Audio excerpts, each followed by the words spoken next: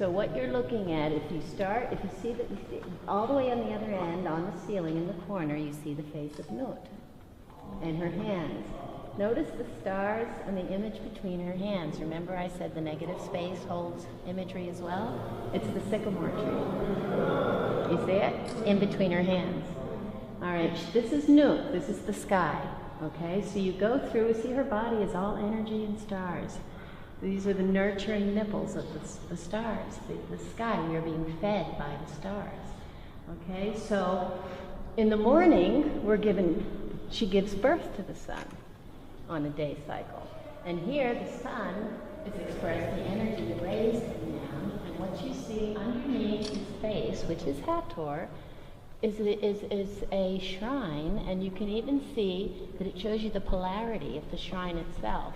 See the white checks and the gray checks, and then the black and gray checks. So there is your negative and positive, giving birth to the manifested physical face. The face of Hathor is the seed. It's us. It's the face of humanity. Okay? That's who she is. She is all humanity. But she is the divine feminine. She is the womb that gives birth to the seed, the Alpha, the Omega. I am all that is, was, and ever shall be.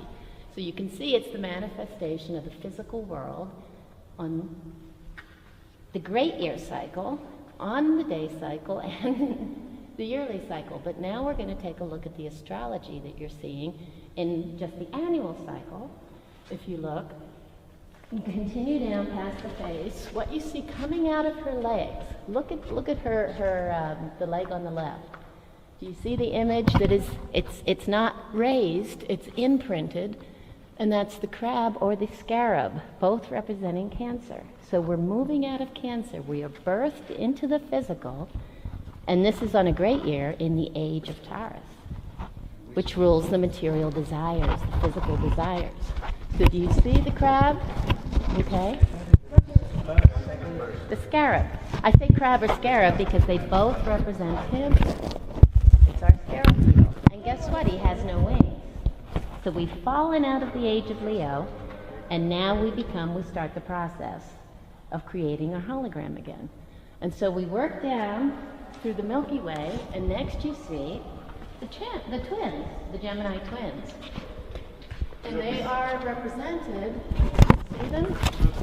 Right above us. And that's Pollux and Castor. Shu and Tefnut. Okay, and Shu and Tefnut, as I mentioned before, is air and mist, water, the atmosphere that separates the earth and the sky. So right here above my head, they're holding hands.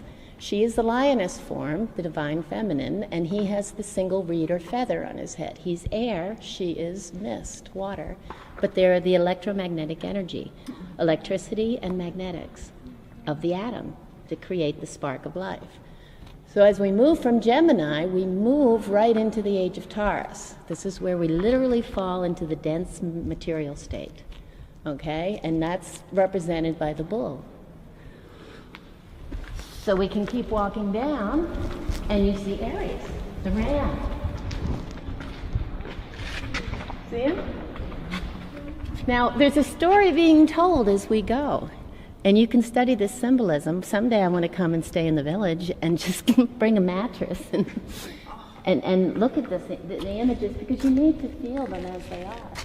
I think sometimes to fully understand them. So we move from the ram, and you can see Pisces, which is fish, around the sacred lake of energy. So this is the age of Pisces, when Christ, or Horus, is born. The sun S-O-N, the sun S-U-N. Okay, so this is the birth or the beginning of a new awakening. But we're still seeds. We've been sparked into life. And so we move further, and she now swallows the sun again on the daily cycle. Only on the daily cycle, because we have to complete our year on the other side of the temple. So this is one side. This is the night side of the temple. As I said, we fell into the physical, so we are on the masculine side of the temple. Now we're going to go over to the feminine side, the other side of the yearly cycle and the great year cycle. Again, we begin with Sagittarius. Well, here's Capricorn, okay, and Sagittarius. Now, what happens between December and January? We have the December solstice, all right, which is it's the time when the sun goes down to its lowest point in a yearly cycle, has its 3 days of rest, and begins again. But on a great year cycle, it could mean something totally different. What's really fascinating, and I'm going to talk about this in the lecture that we haven't gotten to yet, this is Tauret. She is the hippo. She's the great-grandmother. And she's holding the Sa. And those of you that were with us yesterday with Muhammad, we showed you the Sa symbol, and I related it to the analema, which I'm going to show you in the lecture. And it's a diagram that they use in alchemy that shows how the sun creates the infinity symbol, with the day cycle being at the top and very small, the pot of gold, and then falling into the horizon into the night cycle. And what you're seeing her hold, see, she's got a lasso around the leg of the bull. And there is some contention with others. I've been debating with Wayne Herschel on Facebook. He believes this bull with the 7 stars is the Pleiades.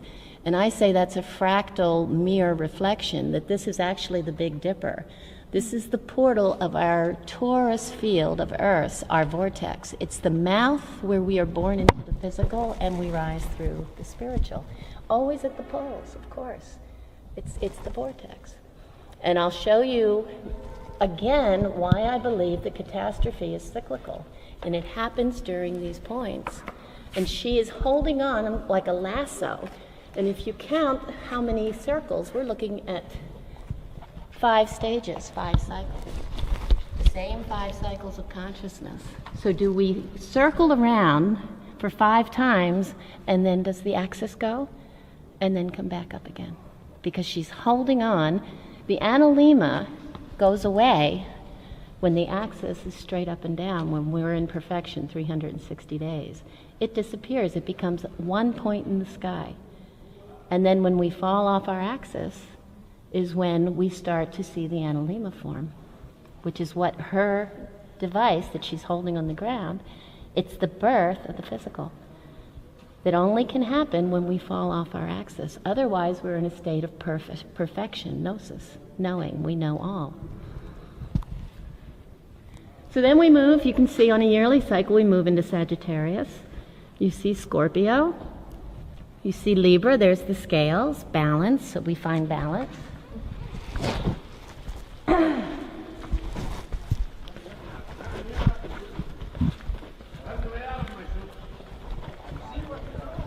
And then Virgo just happens to be in this area that's been locked out. Okay, this is another important area because you're talking September, between September and August, which is our autumnal equinox. So it's another pivot point within the cycle or circle. But what's really fascinating, and you can again see that we have cycles being denoted there within the box, the place of cycles. We move into the age of Leo, and you see what we've talked about since the beginning of the tour, the winged scarab. Nut or Mut now gives birth to the new beginning in the age of Leo. This is your moment of gnosis. And you can see the lion right there floating into her womb where she gives birth to the scarab. So right back to where we started, on the other side, the full cycle, the scarab had no wings when you're born into the night, and in the day, it's born with the wings and we fly into the light, always in the age of Leo, on either the yearly cycle or the great year cycle. Again, this is just a symbolic representation of the path of consciousness, your own journey through lower and higher consciousness within. This can all be replicated in the sine wave that I showed you of Adam Cadman. This is our journey, our alchemical journey that we take as represented in a reflection outside ourselves. So I want to show you one last image. Display for us that we know that this is a reflection of what's happening within. Take a look up, and we see the stairway that continues up to, this is the stand that holds the mirror, but it's the sun that is the mirror. So when you look at the sun, you're looking at what? The eye. You're looking at me, your reflection. This is your journey, your story. Everything you see on this ceiling is what's happening within each one of us. So when you look at your outer world, and it's saying what you see on the ceiling is a reflection of the inner journey of consciousness, your consciousness moving through the stages back to wholeness, oneness, balance, or knowing, complete gnosis.